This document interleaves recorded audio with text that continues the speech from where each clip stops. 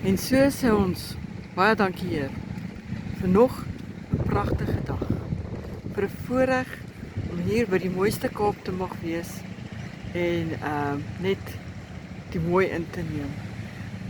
En vandag wil ek vir julle sê, net soos wat die see nou maar so in en uit en whatever in die see gegooi word, kom so op die strand weer uitgespoel.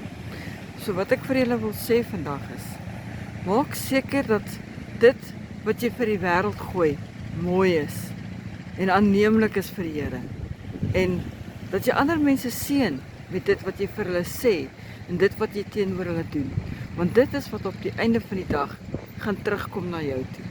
As jy gaan lelik wees met mense en gaan lelike goed sê en haat teenoor mekaar voel en net lelik wees, gaan daai goeters net soos die golwe die goedjies uitspoel op die strand. So gaan daai lelike woorde en goede terugkom na jou toe. En dit wil jy regtig nie hê nie. So ek bid 'n seën oor julle elkeen wat hierson luister vandag, dat julle sal onthou elke keer wanneer jy iets vir iemand wil sê of iets van iemand wil sê, onthou net, dit gaan terugkom na jou toe. So wees maar mooi met die mense om jou, wees maar geduldig, verstaan maar net, elkeen het maar hulle manier van ding doen.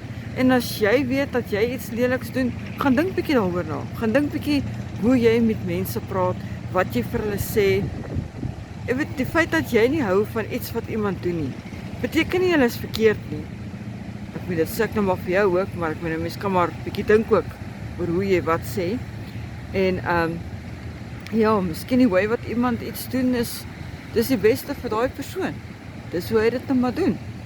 So miskien moet ons maar net meer geduldig wees met ander mense en net bietjie meer dink hoe jy optree en kyk wat jy doen vir die kinders, want kinders is sponse. Hulle neem in wat hulle sien. Nie wat hulle hoor nie, nie wat jy vir hulle sê nie, hulle doen wat jy doen. So as jy wil hê jou kind moet 'n goeie opvoeding hê, dan moet jy maar begin om jouself 'n goeie voorbeeld te stel. En ja, geniet dit.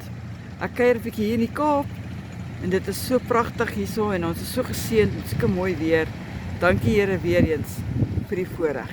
Alright, geniet dit. Lekker dag vir julle almal.